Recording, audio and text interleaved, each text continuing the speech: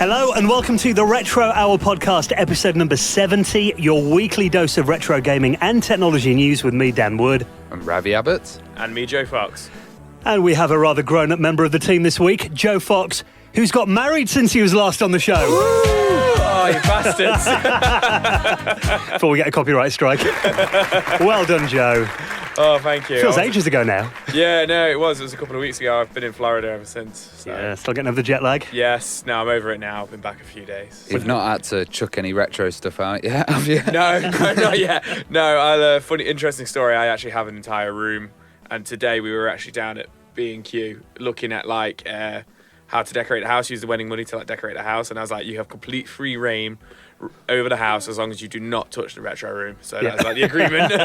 Good thinking, Joe, good thinking. Well, Joe actually dropped me a Facebook message from his honeymoon. He's like, look, I found this amazing arcade. Yeah, no, it was amazing. I'll post some pictures on the page or something. But yeah, I found this amazing arcade while I was over there. Well, it's great to have you back on, Joe, and Thank you. Congrats on the wedding. We had a good time, didn't we, Ravi? Oh, yeah, it was What great. can remember? Yeah, from what we remember. Now, this week's show is going to be slightly different to what we normally do. We've run out of guests, Dan. That's not the case, is it? No. And the reason I say this is because there will be people who've said that, we have people say after show 5, that's it, you've peaked now. You can't get any bigger guests on the show. Yeah, that's it. Next week, if you like Atari, do not miss next week's show. You're going to get the inside story on systems like the Atari ST, the Lynx, the Falcon, the Jaguar. This week, though, it's all about us. Because we love ourselves. That's probably the reason why, actually, Joe. No, in all seriousness, believe it or not, I was a little bit awkward about doing this show. I mentioned this to Ravi yesterday. We came up with the idea, and it's an idea I've had in my mind for a while, because actually I think we were at Play Expo last year. A guy came up and listens every week, lovely guy, and he said, I'd love to hear a bit more of you guys on the show. I hear a lot of that. When we get a lot of emails and comments, people are always saying, oh, the intro's really nice, and, the 20, 30 minutes, but we want more of it. And the thing is, we have these guests on, so we've got to try and compress it all into an hour. So hopefully you'll get a bit more Ravi and Dan. And I do know that, a lot of people, probably most people, listen for the amazing guests that we've got, but this is going to be a bit of an interesting benchmark to kind of see, the interest. Maybe people listen to the news and turn off the show, and it'll be our lowest rated episode ever. We're giving this a try, though. We thought we'd give you, for our 70th episode, we've done this now for 70 weeks.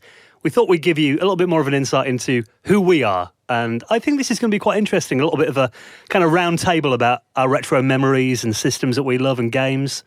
You see, I think it'll be really interesting because of one of the things I love watching, all these YouTube videos and all these YouTubers and kind of thing. And it's interesting to hear about the games and what's going on in the news and stuff. But I always find it very, very interesting to hear their stories and their memories. And for me, that's something that I'm really interested in. So maybe there is some listeners out there who will be bothered by this. So do let us know what you think, if you haven't turned off already after hearing that. Yeah. I'm waiting for next week. Yeah. Well, actually, we would like a little bit more listener interaction from next week. We're going to have an email address and a contact form. So look out for those. We'll give you all the information. And, of course, you can tweet us anytime you like at Retro Hour UK. Now, of course, this show would not be possible without the people who find it in their hearts to donate a couple of quid, couple of euros, couple of dollars into the cause and help us keep the lights on here at the Retro Hour podcast. Because, doing the show every week, we do have expenses, server costs, a lot of stuff we need to pay for. Got to host a website. Exactly, which is probably getting a bit of a refresh soon here, Ravi. Oh, yeah, God, don't rush me. It's been announced now. But we do, we have a little donation button on our website. All you got to do is head to theretrohour.com. We get some people saying, all I can afford to give you is €1. And we're like, that's amazing, Every little penny that we get into this helps us keep this show going. Fair love. Exactly. So all you got to do if you'd like to make a donation is head to our website, theretrohour.com. There is a PayPal button there, and also there is a new way to donate to the show. Yes, we're now accepting Bitcoin. So we've had quite a few requests to accept cryptocurrencies. So we're going to start with Bitcoin. If anyone else wants to add stuff, then let us know. We will have a little wallet address on the website. I'm not going to read it out now because it would just be numbers. You can find that at theretrohour.com. You can donate anonymously if people don't want to admit they listen to this show. Then yeah. The website. Or deal in Bitcoin. But if you would like a mention, in the Retro Hours Hall of Fame, which our kind donators do get every week, then of course all you've got to do is head to our website. And we want to say a massive thank you this week to Craig Riddell, Andreas Sawyer, Michael Conklin, and Christopher Hull, who've all made donations to the Retro Hour podcast through our website, theretrohour.com. We'll catch you out a bit there, Ravi. Yeah. I was like, pronounce quickly. Yeah, we do apologise if we mince any pronunciations. We do try our best. Now, there is something very big coming up next weekend, being that the summer is now here, and judging by the sunshine today, the smell of freshly cut grass and body odour in the studio tonight. Summer's here, and that means the first of the retro events on the summer calendar is coming up next weekend. Revival 2017. Whoop, whoop. That you're not coming to, Ravi. No, I can't coming. make this one, I'm afraid, He's but got better I'll be things at to the do. other one. So this is coming up next weekend on the 20th and the 21st of May at Bank Stadium in Walsall here in the Midlands. We've been to Revival a few times in the past, haven't we? Yeah, we've been a good handful of times. It's always been good. Yeah, it was actually the first ever retro one we went to, wasn't it? About 3 years ago? Yeah, and Paul Smallman was there because it was near Warsaw. And remember, there was a whole room going on with conferences. We didn't see. And we missed it. So, guys, when you go this time, check the back room. Well, I've heard there is some interesting people out, including Dave Perry Oh, yeah. of Games Master fame, which I've got a feeling we actually brought him out of retirement about a year ago, didn't we? Oh, yeah. Retro I think that was one of his first interviews after a long time when he would, he'd gone into tattooing and then he kind of came out back into gaming. Yeah, there's going to be loads of competitions and, it's going to be a really good day. Lots of free-to-play arcades and stuff there as well. We mainly go for the shopping, to be fair, don't we? Yeah, me and Dan and Ravi. Not so much Ravi, but me and Dan usually come out with a couple of £100 worth of stuff in bags, don't we? Go a bit crazy. If your new wife is listening, then obviously that's not going to happen. No, I don't know what she's on about. She never listens, come on. No, she doesn't. So if you are coming down, we're going to be there on the Saturday. I actually posted it on Facebook, and there's about 10 of our listeners already said they're coming along on the Saturday as well. So do come over, say hello, and Joe will buy you a pint. Oh, right, brilliant. That's oral contract now, Joe. Yeah, that's it. No, I usually do my ignorant thing and be just completely engulfed in all the arcade machines. I think we were at one in Manchester a few months ago and I was just obsessing with House of the Dead 1 and Dan was like, oh, here, Joe, here's some of our listeners. And I was just like, oh, yeah, carried on playing. What's the retro hour? Yeah. We want a bet. Joe will be the ignorant one on Time Crisis. Yeah, my bad. So if you're coming down next Saturday, drop us a tweet at Retro Hour UK. If you don't know what we look like, then we'll drop you one back. Maybe hook up and say hi. Now then, before we get into, I was going to say this week's special guest, which will be us, let's get into this week's news stories. Now, did you ever have pagers when you were younger? Oh, yeah, I had a pager, and it'd mainly be my mum texting me saying dinner's ready. And that would be From it. downstairs? Yeah. Well, Vodafone have finally turned off their pager services. Wow, I can't believe they're still kind of using pagers, but I guess for medical professionals and people like that, it's a good service. But wasn't it a case that you had to ring an operator before and say your really awkward message, and then they'd type it out and send it to the pager? Weren't they like moderators as well? Well, you can't say that. I didn't know if they could deny it, because I Yeah. said some pretty shocking things on pages. Well, I never had a pager, but my friend Ricky did when we were at school. And yeah, we would ring up and swearing and that, they wouldn't let him put it. Oh, really? You can't put that. No, Yeah. I don't think I've ever seen a pager in person, to be honest. I've just, I'm not saying I was too young or anything like that. I just never saw one, really. They were so- quite cool. They ran off a AA battery as well. Yeah. So it just run for a long, long time. Yeah, no, I can imagine they were super handy, before texting was really took off and everything.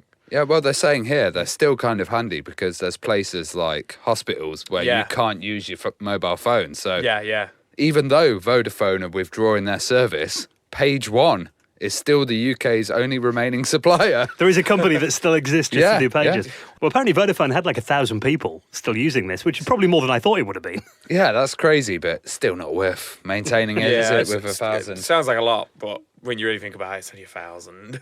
I guess they've got to have transmitters everywhere, and they're probably old analog transmitters and stuff. Do you think they sent a letter out to them all? Because I work for an insurance firm.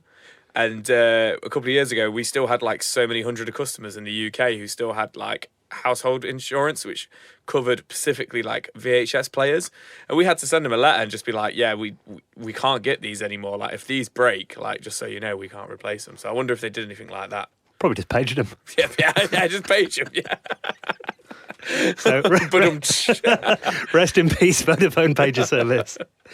Now, speaking of retro events that we've been to, last year in Manchester, we did, of course, see Hewson's Hyper Sentinel, which is Hewson, who are back.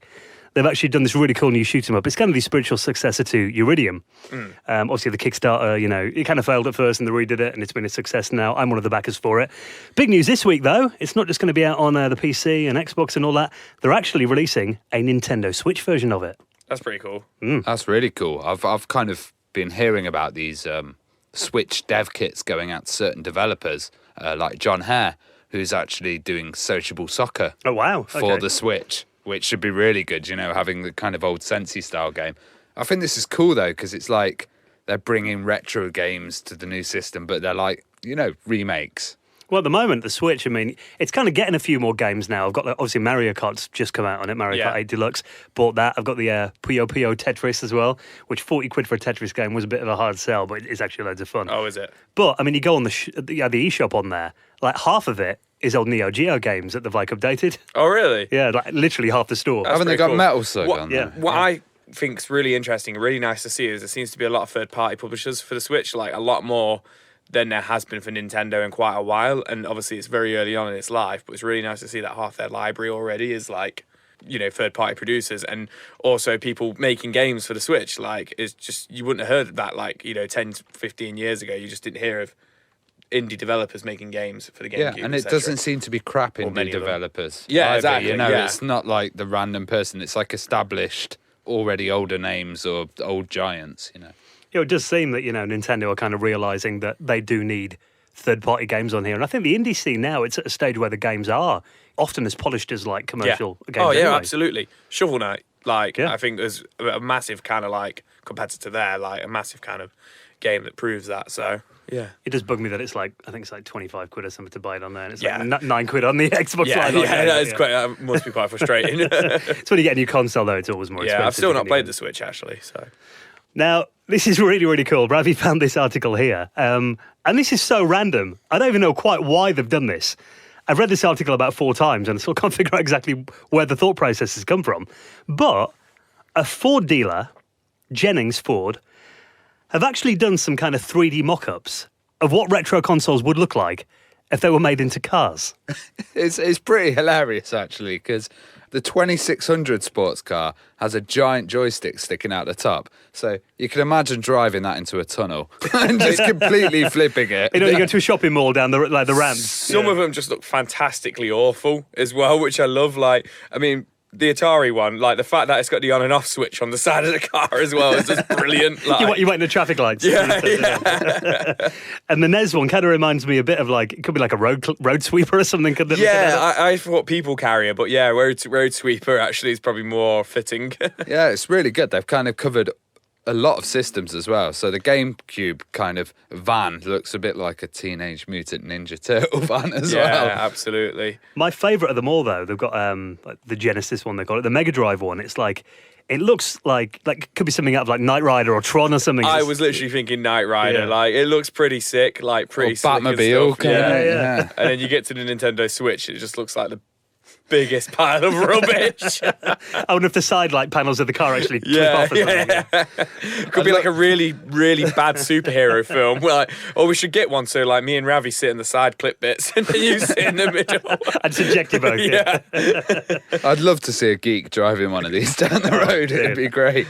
Oh, fantastic. Well, it was years ago when I was in Paris, probably about 4 years ago now, and there was a guy who had this rich millionaire kid, and he'd actually made a replica of the DeLorean from Back to the Future. Oh my God. Even had the Mr. Fusion on the back and all that. It was and he left the door open, so we got in it.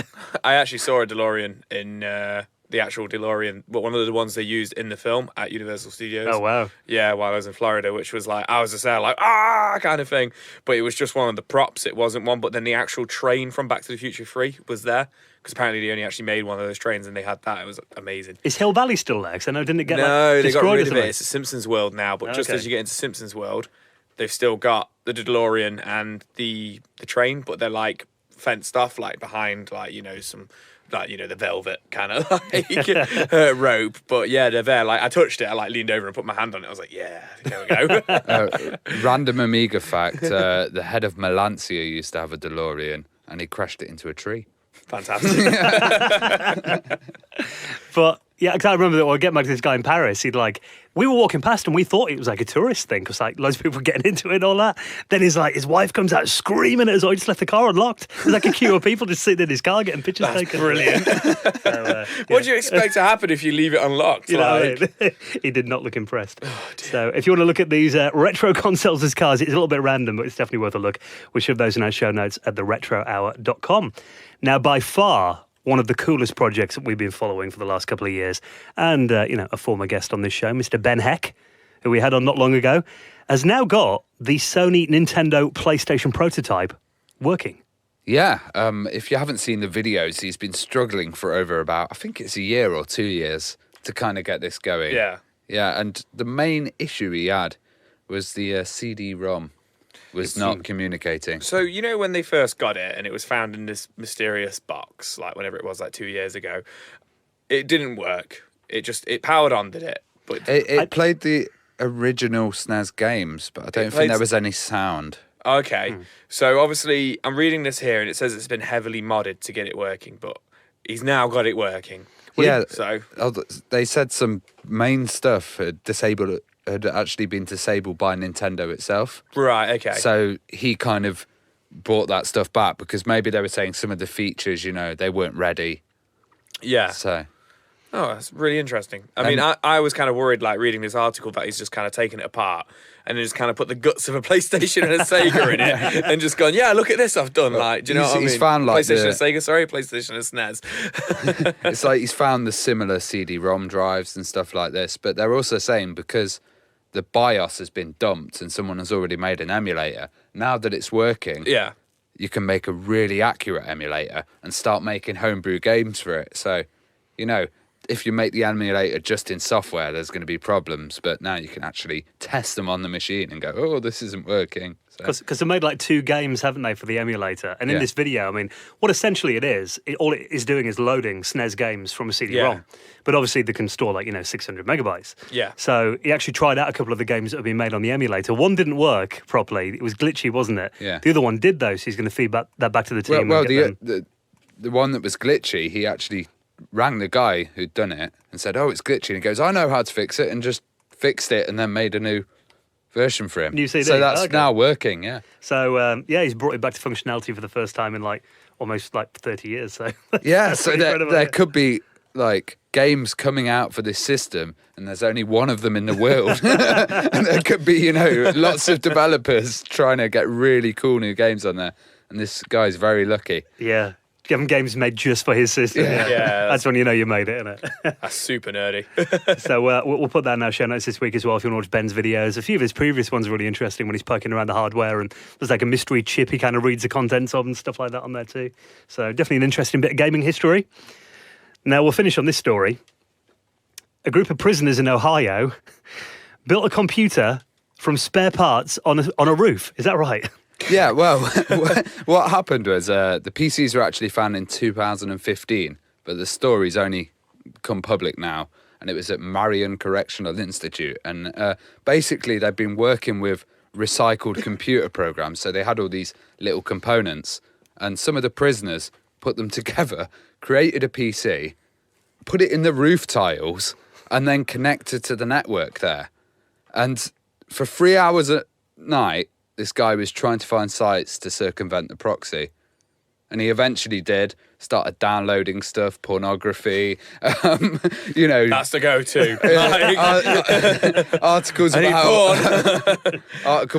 Articles about making drugs, stuff like this. And the only reason that they found out about it was because the IT got emailed and told that their daily internet allowance was over the limit. Got over the data allowance, yeah.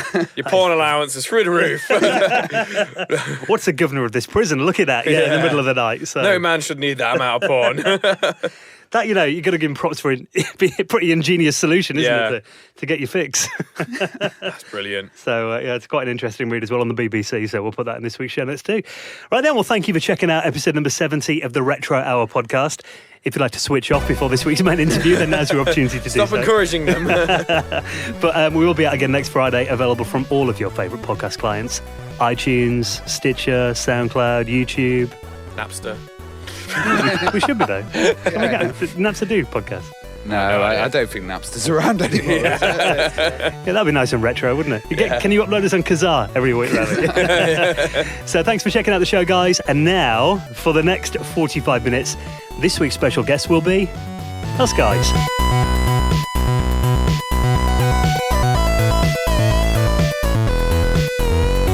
You're listening to the Retro Hour podcast, and it is time to welcome this week's very special guest. This feels so strange. Ravi Abbott, Joe Fox, and me, Dan Wood. Oh, hey. Woo! Best guest you ever had. Now, as we did say at the Cheapest. Well, as we did say at the start of the show, the reason we are doing this is because we do occasionally get requests from people saying, we'd like to hear more about you guys in the show.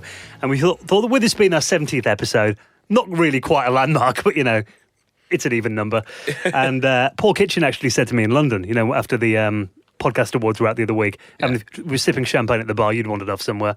And he said, you and Ravi should interview yourselves. And at the time, I laughed it off, and I thought, actually, maybe that could make an interesting show. Yeah, we'll see how the stats are. Yeah, so I guess we'll find out. Just brought me along for the ride. Well, Joe, obviously, part of the podcast too, so it'd be nice to get some of your stories so people, we can get to know each other a little better, I thought. And it won't just be a Commodore answers all the time. Yeah, that's true. Joe, yeah, so. you may get a little bit of Sega in there and stuff. Well, let's start with a question that we always start when we interview people, and that is, what was your first ever computer experience? And we'll start with you, Joe. Computer experience? Or we can broaden it to gaming if you like. I can think what my first ever gaming experience was. And it's actually one of my earliest memories because of the Sega Mega Drive came out in 89. Now I was born in 89. So, and my older brother had one. So I think I was about 3 years old, maybe 4 years old. And I remember being at my uncle's house and we'd taken the Sega with us and showing his kids Golden Axe.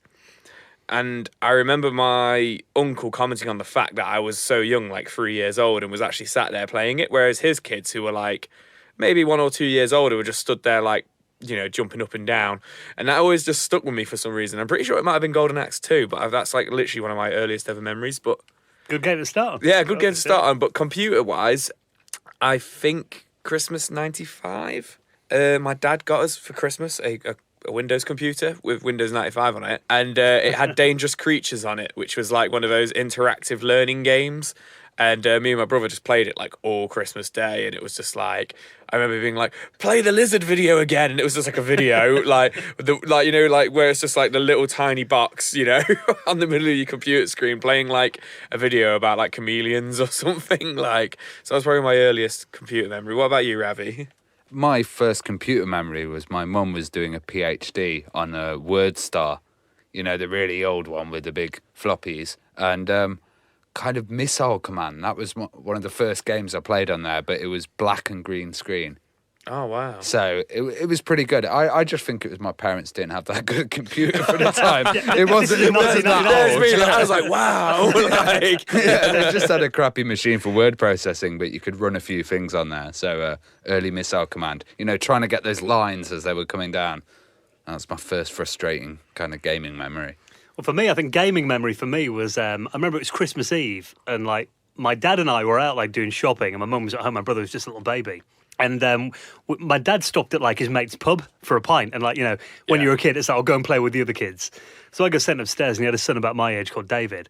And he had a NES. And he was playing, do you remember Kung Fu Master? Yeah. Yeah, and that was the first game. He passed the controller, do you want to go? And I'm like, oh, okay. Didn't know what I was doing. Literally, I'm probably only about like 4 years old or something. Yeah. But I always stuck in my mind though, because like my dad, he came upstairs and said, we need to go now then, son. I was like, oh, can I just play the game a bit longer? He goes, well, I'll have another pint if you like. And then tell your mum, we're there about like 6 hours, I think, in the end. So that was my earliest gaming memory. And I think computers were probably at school, actually using, BBC Micros. Yeah. It probably when I was about like, maybe just started junior school, I used to be the school's computer monitor. Not like a TV. They'd plug into you. Like Teletubbies. So I also... Dan had an interesting childhood, living his life as a computer monitor. Don't get too close to me, all this radiation. But yeah, me and my friend, like Gary, we must have been massive nerds. We said, we'll set the computers up in the morning and we used to lock them away in like a massive iron safe every night. Well, like 4 in the school. And every morning we had to set them up, get the big like cub monitors and like wheel them into the classrooms. And all the other kids like... I bet there was like a big sense of pride as you were doing it as well. Yeah, look what I'm doing. All the kids like, look at that dork. So that's probably my earliest memory, I think. Have you found the Chameleon video on YouTube anytime? No, we used to play a game which we also got called, I've forgotten what it's called. That's going to annoy me now. But it was like Dr. Something's body parts or something. Like, I can't remember what it was, but like literally, I can't remember it at all. But I looked it up on eBay and I should have bought it when I found it, when I could remember its name once. But it was literally a game where you played your life. And like you started off as a child, and the first level you'd move from destination to destination. You'd live a day essentially in the life of yourself, and you had to pick like what you would eat at each meal and what you would do, and like to keep yourself healthy. And the healthier you kept yourself, the longer you lived. And me and my brother were really bad at it because we would go on it and we're like, oh yeah, have the crisps and have the Coke like out the vending machine, and we'd never get past like the 3rd level, which meant you'd like live to like 60. And Hey, sure this wasn't real life? yeah. I can't remember what it was called, but I remember that, and I've not looked up the Dangerous Creatures video, but I really should actually. Well, for fine, I'll shove that in this week's show as well. You should do it. We can all reminisce at Joe's Chameleon videos and stuff. Now, the next one. When did you first get online? What about you, Ravi? Oh, I think it was quite late on, actually. I remember Yahoo Chat was going, and it had the voice chat over it. And we used to go on there, and it was the first time we could ever talk to Americans. We'd never talked to Americans before. So the world, like not just Ravi. Like. so we basically just very immature and went on a complete trolling, flaming rampage. Just to fart down the microphone. Yeah, screamed down the microphone, everything really bad. And then he was 21. And this was on, I think it was Demon Internet, really early. I remember Demon. Yeah, and then we got a warning letter from Demon saying, you have been causing trouble in chat rooms and abusing Americans and stuff. So we were like, don't use the internet anymore. The thing is with ISPs back then, you didn't have contracts. It was, well, dial another one then. You're lost, Demon. What about you, Joe? Gosh, I can't remember. I vaguely remember being at school in like year 5, and we didn't really have like a computer room or anything. But like in the main hallway of our school, for some reason, they set up a load of computers. And I remember like we had to look up stuff about Charles Dickinson. And at the time, there was kind of like no firewall. And I remember just going up to the teacher and just being like, I've looked up Charles Dickinson, and there's just all these men have come up, and like she came over and there was just an abundance of gay porn on my computer that you'd search for. But I'd searched for, and I just remember I remember it clear as day, and I was just like, why has all this come up? Like, how have I spelt this so wrong? Like, what have I done? And I had to go get a teacher, and I remember it was just like, and all my mates were laughing. Like, I wasn't embarrassed, because I knew I was just like, why? Like, what's going on? What have I done? What have I done? Like, and then I think when I was about, I don't know, not long after that, probably a few months after that, we kind of got dial-up at home. And like I say, same as Ravi, just kind of pissing about in chat rooms, and didn't have an MSN account or anything, was just going on like AOL chat rooms. Well, mine was actually, I remember reading about bulletin boards in a magazine, and we had one Acorn Archimedes in our IT class that I noticed had a modem on the back of it. This was probably about 93, maybe 1993. Oh, wow, that's early. It's before the web took off. And I remember bringing in the magazine with a bulletin board number, and I said to my friend, the teacher's not looking. Should we we found a terminal program randomly on there, dialed up. There was something used to be called Kix. CIX. Yeah. And we dialed into that and created an account and all that, and then we just just chatting to other people and stuff. Must have been on for about an hour. Obviously using up the phone bill and everything like that. Teacher never spotted us. We kept doing that every week until one day the teacher came, what are you looking at there? Got busted doing it. But that was the first time I ever went online. And then I remember a bit later on in school, we came back after the summer, probably about 95 this. Yeah. And there was 4 computers in the library that had World Wide Web written above them. And you had to book it out for an hour if you want to go on the web. Yeah. So, I used to go on the evenings after school and on the weekends and all that, proper nerd. But it was just so interesting. Like, I remember seeing like, Yahoo and stuff like that. It used to be like a directory. And that was like the main search engine, like Alta Vista. And I remember one kid actually left the Pearl Jam chat room logged in before me. Never a fan of the band Pearl Jam, but it's the first time I've ever seen a chat room. Those were the earliest ones, weren't they? Like Pearl Jam, Iron Maiden, and like all these kind of heavy metal chat rooms were the early internet kind of trolls and stuff. I used to go on there. I was probably one of them. I think my handle was the dude. Going like wind up all these metalheads and stuff. So. Oh, I love that. I had a mate who was a real like his family were really, quite nerdy and everything. They always had the internet and the computers and everything before we did. And I remember like his like username was like Badass Adam. And I was like, you're not badass. Like, yes, I am. Yeah, literally, he was like, yes, I am. Like, kind of thing. I was like, really? Like. What about you, chat rooms then? What did you used to hang out in, Ravi? I don't know if you know about Habbo Hotel. Yeah, that was the early one, yeah. Oh, God. In the early days, I used to hang there, and Coke Music, which was one that was sponsored by Coke, but the moderation was absolutely awful. So that was a lot worse than Habbo Hotel. But I was on there in the early days, and it was all shockwave. So people would do like lots of dodgy hacking and stuff. And Anonymous used to be on there. Oh, right. That's where they actually started. And I saw one of their first actions, which was the game had lots of censorship and it was for kids. So they decided to make a giant swastika out of people in the swimming pool and block all the entrance. And they said the pool had been closed due to AIDS and stuff like this. God. It was totally crazy, but one of the first kind of big 4chan Reddit-like attacks. And we were just chatting on there. Like, what is going on? And it was really cool, actually, because it was not an MMO, but it was a shockwave-based chat room where you could do more stuff. It was quite good fun. Later on, it got all very nasty and stuff, and I left later on, but the early days was good fun. Did you ever do IRC? IRC, yeah. Used to do IRC with lots of different clients, and we used to have kind of chatbots in the IRC that would, do little actions. So you'd diss the chatbot and it would like slap you in the face or like kick you from the room or something. There was one like, I think it was Merck, it had like, slaps in the face with a wet trout or something. Yeah, that was the one, yeah. And then there was all different ones like ICE IRC and all these other clients you could get to add crazy stuff and lots of good downloading on IRC, I remember. I remember I got a modem at home for my Amiga 1200. And like, I think I ran up a phone bill of like £360 in a month, and then and it took off me like literally about a month later. Yeah, never got it back to this day. Do you ever run up any big phone bills? Oh yeah, I did, but that was mainly for the Habbo credits, which were like the currency that you could spend on there. It got so bad that my parents actually put a physical lock on my phone line in my bedroom. And then like a padlock? No, it's like a I was going to say, like, what? it like basically disabled the phone line inside. You could use it for phone calls, but you couldn't dial up. Oh, wow. So I took the whole thing apart and ripped it out and then logged on again. Soz mum. Yeah. I don't think I ever did anything with sort of similar to that, but I think when we first got an NTL box to, watch digital TV essentially, like in the late 90s, early 2000s or something, and I remember they were doing pay-per-view, but like on music videos. Yeah. And they were only 20 pence a music video, and I remember thinking, my mum won't, what's that, 20p? Like, and I remember watching a bunch of like heavy metal music videos, like, funny enough, like Metallica and stuff, we were on about that earlier on. And I remember when the phone bill came through, and it was probably like, £5 or something like that. And I remember my mum like, what is this?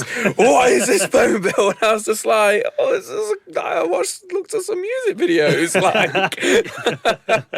I remember with NTL, because when you got on the internet, you'd have like, was it an hour or 2 hours, and you'd have to redial? Yeah, it always dropped when you were downloading. Right in the middle of a Napster session. Yeah, that's it, yeah. Well, let's get on to games. Yeah. Let's talk about scary video games. What game really scared you?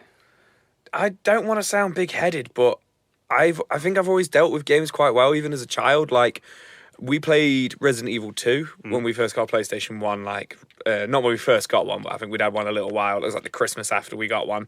And we played, actually, funny enough, Resident Evil 2 first. And I was brought up on a lot of kind of like zombie films and, like horror films, like American Werewolf in London's like my dad's favourite film of all time. And as long as I can remember, I've known of that film and seen it from like a really, really small child. So games never really, really bothered me that much. But like, obviously there's games that make you jump, like Dead Space for the Xbox 360 made me jump quite a lot. But in terms of early games, they never really scared me. I just found them more interesting and more kind of like actiony, if anything. Like for me, I don't know. There's one with a bit of a hidden gem called Obscure for the PS2, which me and my friend Richard played when we were about 14, and that's quite scary. Got a lot of jumps in it and stuff. What about you, Dan? Well, you did mention Resident Evil, and I think, that I remember playing that on my brother's PlayStation like late at night, like midnight, and the lights all off. And again, it's more jump bits in it. Someone runs through a door or something. It's but also, I mean, other games like Alien vs Predator on the Atari Jaguar, which I think is really creepy. I mean, it's an atmospheric game, isn't it? Yeah, well, you got these like long tunnel sections, like a lot of early first-person shit. I mean, even Doom I found quite creepy, playing really? that late at night. Well, it's just the fact that, you might get an area where there's nothing going on for a while. Yeah. And like other FPSs like, Heretic and Hexen, they were kind of like that too, where you just get nothing, you just kind of be alone for a little bit, then something had happened. Open a door and yeah, right. Whoa, yeah. So. Yeah, I don't think there was any really games that I'd think of that kept me up at night kind of thing. But yeah, definitely jump scares kind of like would scare me. I mean, I always found with Resident Evil, I remember it clear as day. My next door neighbour was around and we were having a sleepover. And he was like, "Oh, did that not make you jump?" And I was like, "Well, it didn't make me jump because, the cinematic widescreen lines appeared above at the top and the bottom of the screen, like, being that knobhead, like 7 years old, like, I knew that Hunter was going to jump out of the cupboard, Well, the one for me was Darkseid, Okay. because I was well into point-and-click games, and that was by H.R. Geiger, the guy who did Aliens. So all the art was amazing, and I remember just playing the demo of it and thinking, oh, this is nice. Went downstairs, opened the door, there's a dead baby in a in a cradle, and you're just like, oh! And then there's this one point where you touch a mirror, and it takes you through to this kind of dark world. His hand goes on a mirror, and it sucks him in, and that used to freak the hell out of me. I'd take the disc out and I just wouldn't play that. I don't think I've got past that part in the game. Never playing it again. Go into the bathroom, not then touch a mirror. Yeah. I'm going to put that in the back of the fridge. Yeah, that's it, freeze it. Yeah. Well, on a more positive note, what games make you laugh? Simon the Sorcerer, for me. I thought that was the one, because it had Chris Barry doing the voice. Or the talkie version? Yeah, who was, Rimmer from Red Dwarf. And it had really good writing. It was very funny. There's this whole scene about these woodworm and you're being racist against them because you're giving them the wrong wood and stuff. Oh, it's just so good. Like, that game would just have me cracking up. And this guy who serves like bogey soup. Yeah. And he's a giant bogey, and you're trying to be really polite and not hurt his feelings, but every time you eat the soup, you're vomiting everywhere. And it's like, I think for me, it's more kind of like the experience. So like straight away, it kind of comes to mind when Mario Kart Double Dash. I remember me and my friends all getting together for like my 14th or 15th birthday, and we just like, I remember like we had the house to ourselves and just had like the time of our lives, like the funniest time playing that and drinking like Alco Pops.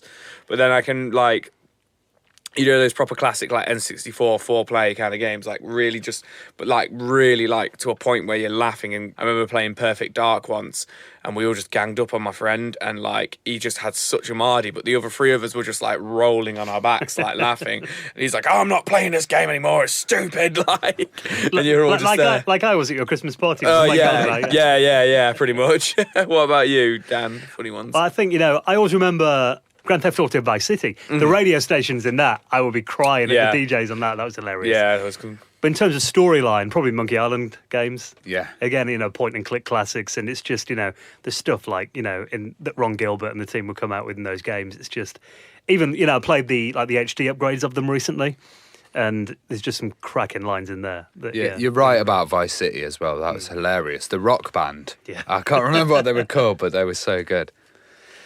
So, Sega or Nintendo? You'd have to think about this one, Joe, surely.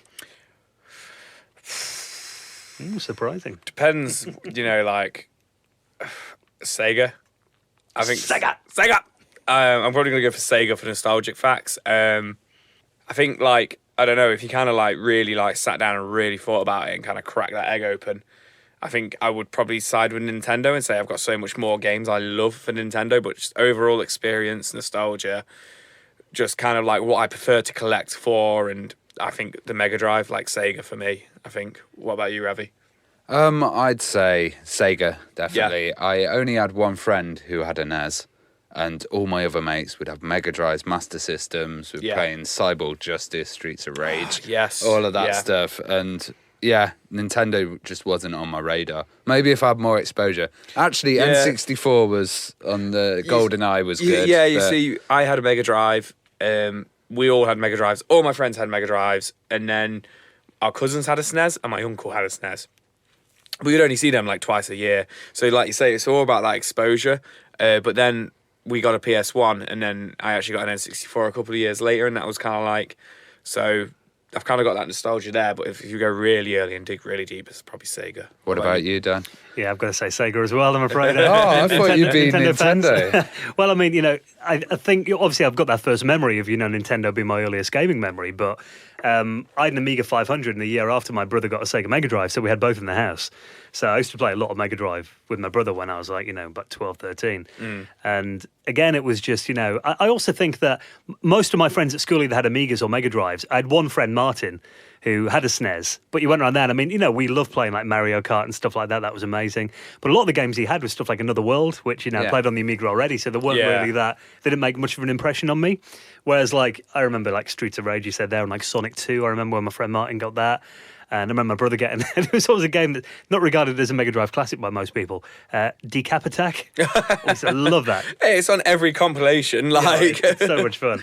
So, or what's it, Splatterhouse? oh, Splatterhouse 2. Did you ever play Splatterhouse 1 was for the TurboGrafx. Yeah, 2 then, yeah. Pete Sampras Tennis? Did you ever play that? No. Play that. Expect That's Ravi to come up amazing. with like a sports Just- title, like that's a we're like, cool- yeah, Splatterhouse, Streets of Rage, and he's like, yeah, tennis, Best tennis game Chuck E. ever. Cheese.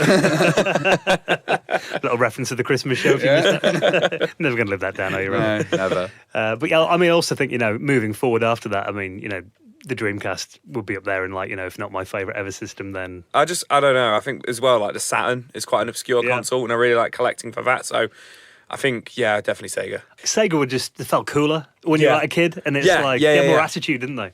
Definitely. So which gaming magazines did you used to read? Games Master, mainly. I never had a subscription, but I had about 3 friends, like in my form at secondary school, who all had subscriptions to it and got it every month. And usually I would always end up either reading it at school or one of them, once they were done with it, giving me the magazine to read. So it was always definitely Games Master for me. CVG. Yeah. I'd read that, and the PlayStation magazine, the official. Yeah, you know what? Yeah, PlayStation magazine as well. We used to... my cousin Andy had a subscription to that. I'd live off those demo discs. Yeah, They'd be played once he so was many times. Once he was done with the demo disc and the magazine, once again, it would come to me and my brother. So yeah, Every time you buy a used PlayStation, it always comes with loads of demo discs of that, doesn't it? yeah. But We had the colours like Yeah, like orange ones and then blue yeah. ones. It's like, and I remember we had like number 1 up to like number 40, like me and my brother did, because of my cousin was subscribed to the magazine. So Worth quite a bit now. I don't know where they are now. with like Amiga and stuff, I wouldn't actually use them for gaming or buy them, because my dad was also an Amiga user, so he'd kind of have them first and then never seem that cool. So try and get like CVG, which had a bit more attitude at the time, like later in the Amiga life and stuff. Well, that was the opposite. I used to only buy Amiga magazines. It's like, only ones I ever bought Amiga format, CU Amiga used to buy. So even when when the cover CDs came in later on, because I got a CD-ROM drive and like you get like 700 megabytes of programs and games and all that was pretty cool. But even like the cover discs used to give away with like demos on that kind of thing. And I used to like the full price applications like, Imagine 3D Studio and Vista the Landscape. I'd sit there making like lakes and like clouds and things and like leave my computer to render it for 4 days. And also used to buy Amiga Shopper. That was quite a serious magazine. Yeah, my coding dad and all used that. to get Shopper as well. I used to do like programming and stuff on it, and they'd often give you cover discs with like C compilers on, so a bit more nerdy maybe than what you guys used to buy. But Well, I've got a good question for you here, Dan. Okay. Which game would you consider a hidden gem? a hidden gem. This is quite a hard one to answer because what do you define as a hidden gem? Something that's kind of not well remembered in the mainstream, I suppose. Yeah, something that's not mainstream. Maybe it could be a release of a game, like a version of it that's not become massively popular, but it's still a popular franchise. Or it could just be a completely You see, random odd one. with me, with hidden gems, like I have that battle of, does it have to be something which is kind of like not really heard of, but not really regarded as an expensive game to get a hold of? Because I can think of some which really, really, really good, like absolutely fantastic games that nobody's ever heard of, but if you look it up on eBay, it's like a 30, 40, 50 pound game. So is that really a hidden, is that a hidden gem? Because obviously some people do know about it because of you know, because it's quite a sought after game, but then there might not have been that many prints of it. So, or would you consider something which is very common, which nobody really regards as a good game, but you actually play it and get your teeth into it? Maybe YouTube's a good benchmark. If you YouTube a game, there's not many videos of it. Yeah, that's a good benchmark. Well, for me, it's Worms Director's Cut. So this was the last version of Worms that was released for the Amiga, and it was kind of like had all the extra features that were going into the PC version and Armageddon and stuff like that. So they basically had like exploding grandmas. Yeah. They had like the super sheep, all of the kind of add-ons, grappling hook and everything. I think they only sold like 10,000 copies or something. Oh, wow. Yeah. Yeah, it was really small, but it was just such good fun. Yeah. That was the best version of Worms that I've played. Sounds good. Well, again, it's kind of like, you know, probably with Amiga stuff, because it's generally, because they're only really ever big here in like Europe, it's like you don't really see that much of them from like American YouTubers and that kind of thing. But I mean, there's games like Hired Guns and like, you know, I used to love that game on the Amiga. It was quite a well-selling title for Psygnosis, but, you know, you don't really hear much about it outside of like, you know, Amiga communities. And even stuff like Universe and Beneath a Steel Sky, those kind of classic point and clicks that weren't like LucasArts games, so you don't hear a lot about them anymore. But you know, there were a lot of games that I used to love as a kid that kind of, when you got into the online kind of world, you kind of thought, actually, not as many people know about these games as I thought. Yeah. I think the one that's kind of coming to my mind is Wild Arms, so the PS1, which is a very Japanese action RPG. Cool. Well, straight up RPG, not an action. It's got an action element to it. And if you YouTube it, like Dan says, like there is, you know, a lot of videos about it, a lot of walkthroughs to it. You know, there is quite a following, but it's one of those games which, whenever I've ever mentioned it to anybody, they've never heard of it. Like, you know, like general gamers. Oh, you ever played this RPG? You know, people who are into Final Fantasy and stuff, like, not proper hardcore gamers, but they just have no idea of its existence. And it's like, well, there's like 7 of them now. Like, but yeah, the first one for me was just a game I rented from Blockbuster once when I was a kid and copied it because we used to do that. And then just kind of always stuck with me as a bit of for me, a little bit of a hidden gem because nobody ever knew about it. Check it out. Well, moving away from gaming, Mac or Windows? Windows! And that's hard to say because I used to absolutely hate Microsoft for a long, long time. So, yeah, after 98, though, 98 second edition, I was onto Windows and I tried Mac. I bought a nice Mac. I started web developing on the Mac and, yeah, just couldn't get on with it. They don't fix problems. Was that OS 9? Quickly. Was it then? No, this was OS X later on. Okay. I started doing some big, you know, with the G5s and stuff, I started doing some proper Mac dev and getting really into it. And now, Windows, it's just much more of an environment where you can customize everything and fiddle with stuff, which I like to do. See, I never liked Windows either. I mean, you know, I think that's probably our Amiga background there, isn't it? Like, all Amiga users hated Bill Gates and Microsoft. But I think for me, I mean, I remember Windows 95 coming out and using it at school and being like, all right, you know, Windows has kind of caught up to the Amiga now in terms of like the operating system. And then 98 was actually the first PC I got. But I had, not second edition, the first one, that was really buggy. Yeah. And it was the first PC I had at home, and like it would blue screen of death like every hour or two. So that gave me a bad impression of Windows. I was like, sod this, I'm going to keep using my Amiga. Wasn't until XP came out that really I kind of, you know, started using Windows full time. But it's interesting you mentioned about kind of the G5s and stuff, because that was around the time I kind of got quite into the Mac because Windows Vista was pants. Yeah, And Leopard was a lot better. Yeah, I don't think I ever installed Vista. I just stayed with XP. I mean, Vista probably got a bit of a bad rep because it was, you know, like we've said on the show before, I think when talking about it, the hardware wasn't quite ready for it. And a lot of OEMs were selling it, you know, when it couldn't really support Vista. But my first laptop was, I think it was an iBook G3. I actually got for free in a competition. So that was at my first Mac. How about nowadays? Because I know that you've kind of got a lot of Mac products. Yeah, I've got both, really. I mean, my main PC is a Windows 10 machine, but I also have like a brand new MacBook Pro, and I've got a Mac Mini, and I've got like, you know, another MacBook actually. So I've probably got more Macs. I've only got one Windows PC actually, technically, unless you count older stuff. But I think there's not really a desktop solution for like a power user, because I don't want an iMac, because I like having dual screens that are the same like kind of size and style. Yeah, and it's all that Surface stuff at the moment and stuff. So yeah, and it's that, you know, I don't like the dustbin, you know, Mac Pro, and that's like $3,000 at the starting point. So yeah, I use both.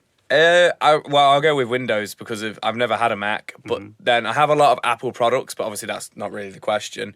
But yeah, I'm going to go with Windows just because that's what I work with. You know, I've got a Windows laptop at home, I've got a Windows desktop computer at home, and then every day I work on a Windows computer. So, you know, the whole way through education and college and everything was always done on Windows. So, but then I did do music technology, which was on a Mac. So if I'm creating music, producing, recording or whatever, I've always preferred to use Mac, but I've never owned my own Mac, so I'm going to go with Windows. You make an interesting point there, though, about, just, what you know.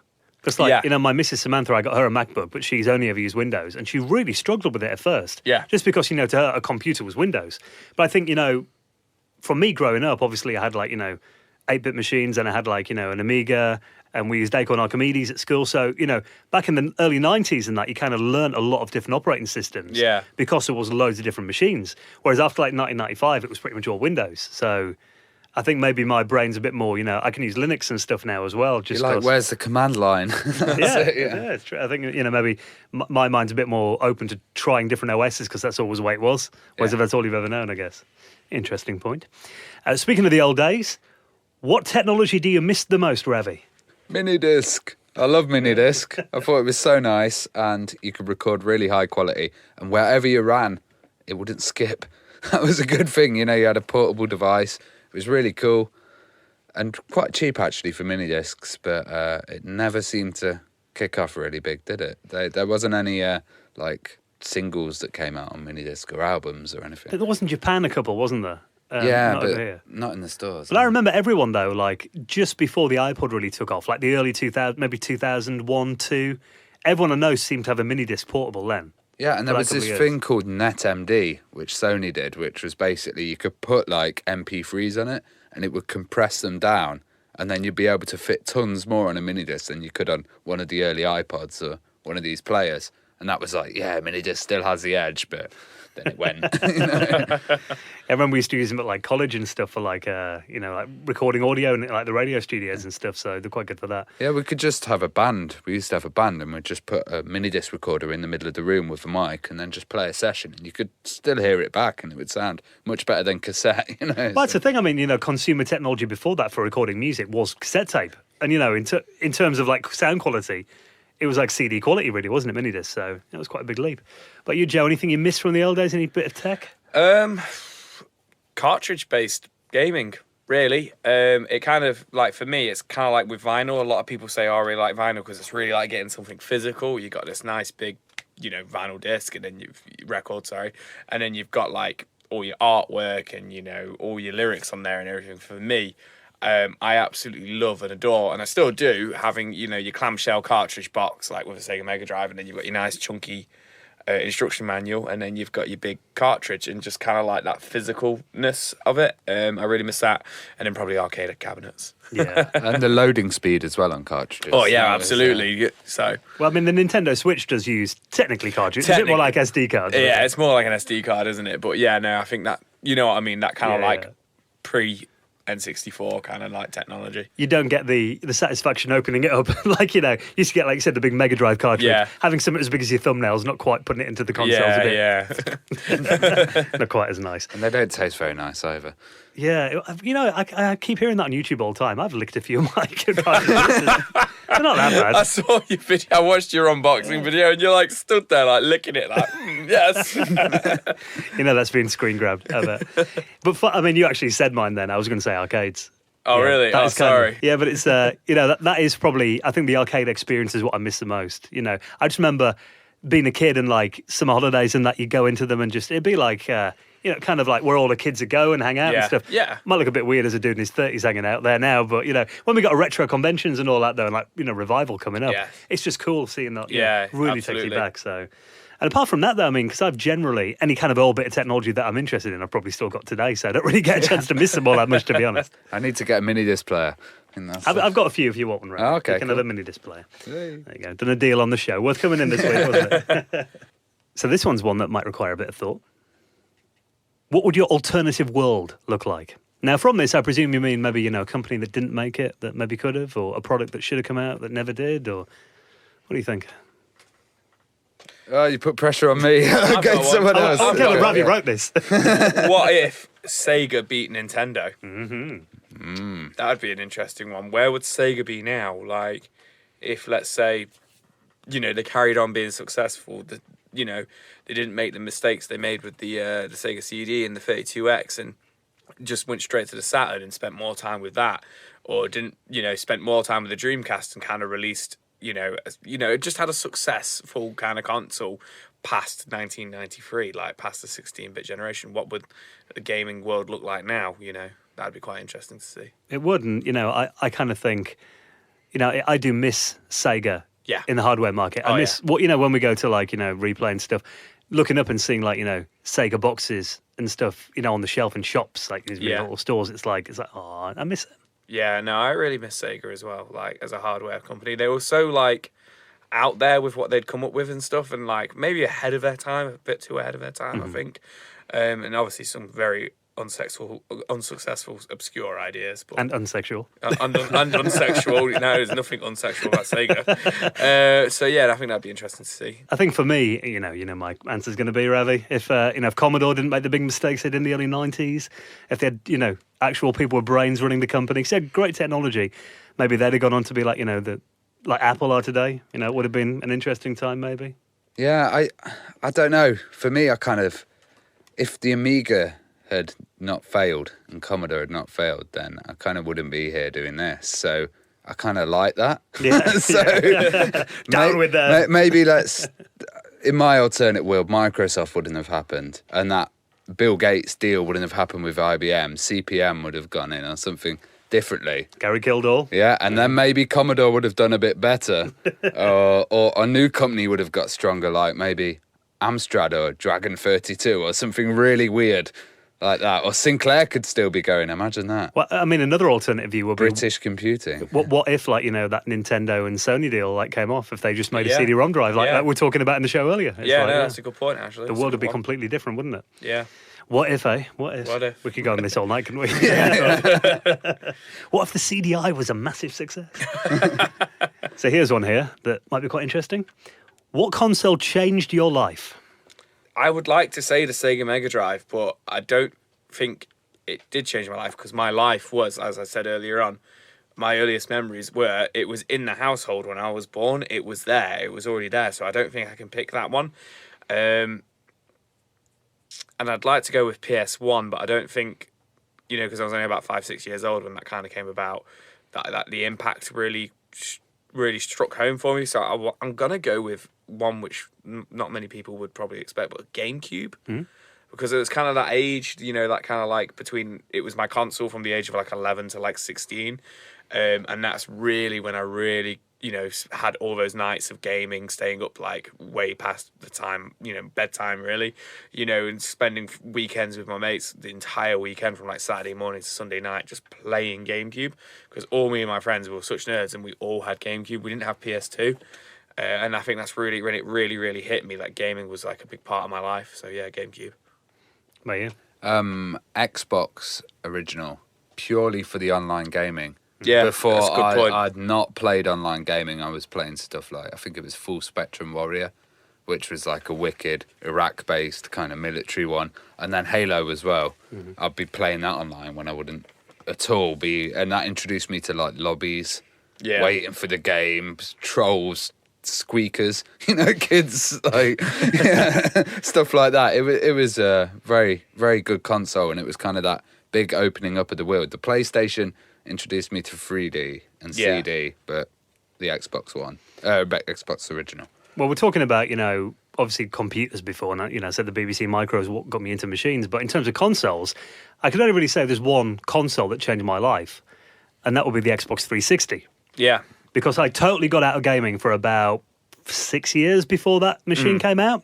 I got into DJing, when I went to university, and I was into partying and stuff. Didn't really care about gaming at all. I mean, I had friends who had original Xboxes and PS2s and GameCubes. And so you never had an original Xbox? No, I didn't know. Actually, I was out of gaming completely from about 2001 to about 2007. Wow. Those like 5 years, I just had no interest. I was buying vinyl with all my money, and CDs, and all my money was going to Meeting DJ. girls. Yeah, I get that. Those few No, years, I was a non-nerd. Well, you went to uni and stuff, and you met new friends, and we had an original Xbox actually in university in our one of our common rooms, and we play Worms actually on it. So so I did have memories of it, but then I remember I moved to a new town. I moved to Bristol in 2007, got a job there. First time I completely moved away on my own without any friends. Brand new city, didn't know anyone.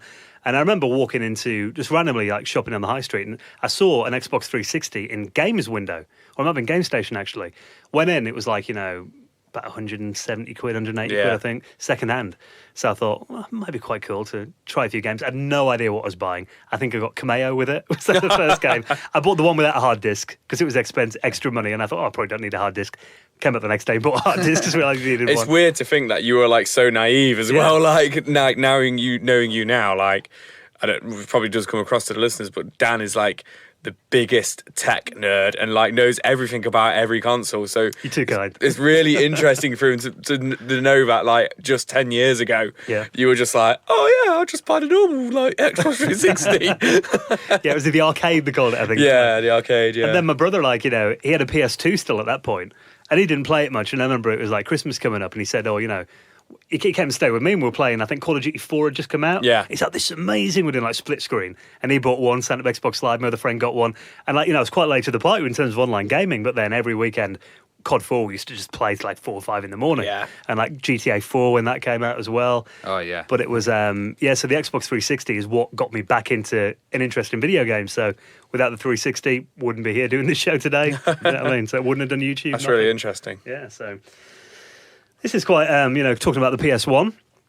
What's your favourite PlayStation 1 game? Oh, God, there was this really strange one. You were like a fireman, and you were on multiple floors. Roscoe McQueen. Yes, Yeah, that was Roscoe wicked McQueen, game. yeah. You were just in little square rooms, and you had cardboard boxes, and they were on fire, and you had to put fires out in certain areas to get to different parts of the room, and they had these little... Yeah, it was proper they tried to really go with the whole he's a bit like Duke Nukem, he had lots of expressions and lots of catchphrases and stuff. And he had the game. These little robot kind of engineer people that would be around there as well, and Pandemonium as well, which was a kind of side-scrolling early PlayStation game with my cousin had that. It's lots a of good game. trampolines and stuff. Yeah, it's a proper early platformer, but that 2.5D kind of it's a 3D game, but it's still a 2D platformer. And Shipwrecked as well. Oh, Shipwrecked! Yeah, that's a good game. Little fight. A lot of early games there actually. Weren't there? Yeah, those are the demo discs. Yeah, demo disc games really. What about you? Really, really, really big on RPGs when the PS1 was kind of in its heyday. So Final Fantasy 7, 8, 9. Yeah. Wild Arms. If I really had to give a favourite PS1 game, maybe Final Fantasy 9, maybe. Yeah, I'll go with that one, for now. I'll probably think of something. I'll go home and look at my collection and go, oh, God, that's my favourite game ever. Why didn't I mention that? But on the spot, Final Fantasy 9. What about you, Dan? Yeah, see, I never had a PS1. My brother did. So Yeah. I used to play his. But, I mean, obviously, you can do the predictable stuff like Tomb Raider and, Ridge Racer. I used to love Ridge Racer because he used to play in the arcades. But I think the game we probably had most fun with is Twisted Metal. Yeah. Oh, yeah. Yeah. Hilarious. That was amazing. It's just it's a great competitive game, isn't it? Yeah. It's kind of I used some Micro Machines before it as well. It's kind of just especially a racing game where you can smash each other up and Yeah. stuff. Was so. that Micro Machines V3? Oh, I know. I mean, I know there was a PS version. It was the Amiga. I used to play the Mega Drive version of that. But yeah, Twisted Metal would be my PS1 game, of choice. If I had to just play one game on that system. Now, what was the console or machine? Can broaden this maybe to computers as well. That you used to drool over as a kid, Ravi. This is going to be a really niche Amiga thing.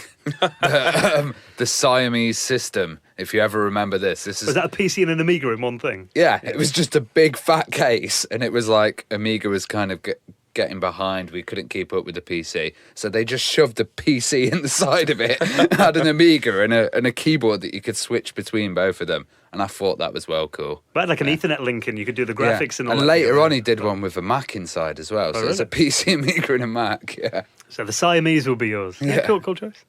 For me, I don't know, because I I was quite lucky enough to kind of like have an older brother, so it was always like every kind of Christmas or birthday, you know, not necessarily Christmas, but mainly birthdays, like I might get a console and then he might get a console if we were very lucky that year. Also, our parents weren't together growing up, so that meant, you know, we always had like one parent outdoing the other parent, which was always quite funny.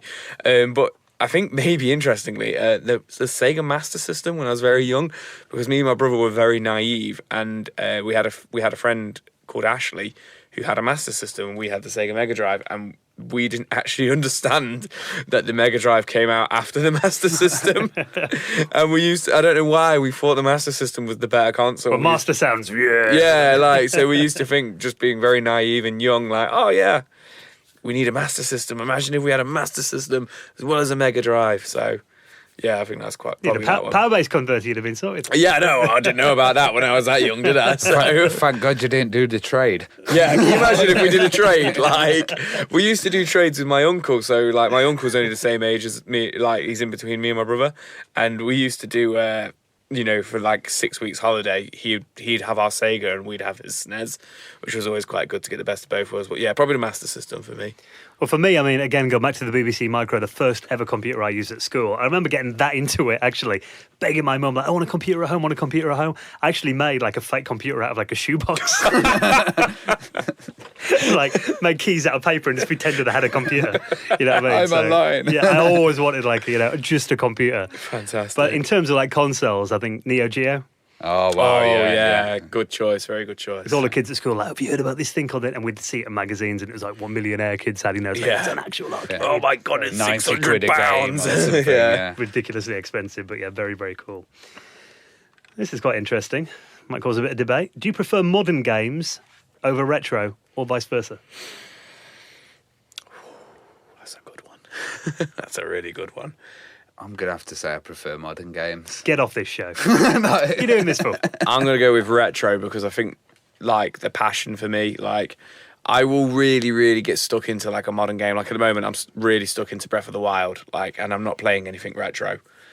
But then I know full well games that I've got my eye on, like, I kind of have a list in my phone, on my notepad on my phone, of, like, when I go to a retro convention or whenever I go to retro stores, if I see that game, that's the, you know, these are the games I'm after because of, I know what I'm like, I can just splurge money on retro stuff. So I kind of have like a list of like 10 games. And when I get one of those games, I will then just kind of splurge on that game. Like, so right now I know I've currently got Story of 4-2 for the Sega Saturn on order. And as soon as that comes, that's probably going to, once I'm done with Breath of the Wild, I'm going to go back to that. And like, I'll just be like, even though it's probably not a very good game, just be like, oh my God, like playing it and everything. So yeah, retro for me. What about you, Dan? I'm quite interested to hear why Ravi says modern first. Well, I don't know. It's hard because there's stuff like Thimbleweed Park that's just come out that's retro. New retro. New retro. I like new retro. Oh, okay. But then modern games also come with a couple of hang-ups. Like if you're playing online, you're going to get people abusing you. You're going to get, you know, horrible stuff that you don't get with the retro games. But then it's strange because it's like GTA or something like that. I absolutely love that. And that's a whole environment where you can do whatever game you want in there. You can spend an hour jumping off a ramp or something. Yeah. And the older retro games seem a lot more effort to get to that point that you really love of the game. So if I had a choice where I had to play modern games and retro at the moment, if I was with my retro mates, I'd go for that. But on my own, I'd probably go on modern games, to be honest. You're with your retro mates now, right? That's it. Dan's getting really hungry now. Well, actually, for me, I mean, it's going to seem a bit of a cop-out, but I can't really choose. Because, I mean, to me, it's like movies. Like, you said you prefer new movies or old movies. It's like, a movie's a movie. If it's good, it's like, it's good and I like playing it. You know what I mean? It's like, but there are times, I mean, modern games, I find, they do need a lot more time often to sit down. I mean, it's one of the reasons I'm playing my Nintendo Switch more than anything right now, apart from Breath of the Wild, which obviously is a massive game. If I've got 2 or 3 hours, I'll play that. Yeah. But, I mean, I can put Mario Kart on for 15 minutes or POP or Tetris, I can play that for like 10 minutes, you know, while Samantha's in the shower or something before we go out. So in terms of, you know, if I've often during my day, I might just have an hour spare. So I can put on like a retro game and just have a quick blast at that usually, whereas by the time you've got into something like Grand Theft Auto, it's like it's time to go out. Yeah. Well, that's the thing. By the time you've got through all the updates and everything. Yeah. Oh, there is that, yeah. But the thing is as well, I've been playing stuff like League of Legends for 7 or 8 years now, twice every day. And it's like, you know, comparing that to the amount that I'd pay on a retro game is nothing in comparison. The amount of time you spend it. I can't really think of anything like pre-PS1, which I've really sat down and put like 200-300 hours into. Yeah. Whereas if you were to say, oh, what Xbox 360 or Xbox One games or PS3 or PS4 games have you done that kind of with? I'd go, well, yeah, I've got all the Dark Souls games, Demon Souls, Fallout 3, Fallout New Vegas, Fallout 4, like, which I've easily put 100 plus, 200 plus hours into each one of those games, not collectively, individual games. Whereas I really realistically, can I sit there and go, yeah, you know what, I've put 400 hours into Sonic 3? Like, no, I probably haven't. I probably played it as a lot of a child, but there was probably never a point where I played that single game from 9 o'clock in the morning till midnight. Do you know what I mean? Like I did Fallout 4 when it first came out. Do you know what I mean? So, well, modern games would often keep you playing longer by having less lives. So you'd have to do it all in like 3 lives. Yeah. But I mean, a lot of the games were only like 5-6 levels, weren't they? Because that's all exactly. it could fit. So because that's all you could fit. Like I guess as well, the problem is having the setup because I haven't actually. I need to get RetroArch. I need to get a emulator on there, and then I can play some nice old school stuff, or get or get an actual Mega Drive or something. Yeah. But I don't have that set up, so I've got all the modern stuff. So, kind of winding this up, then, guys. What would you say is what's been a favourite thing? You know, we've been doing this show now for like a year and a half. Joe was obviously off and on, but what's been your favourite thing about doing the Retro Hour so far? I'd say the whole revival of the kind of retro scene. Like, I was kind of giving up hope before we did this, Dan. I went to events and no one was there.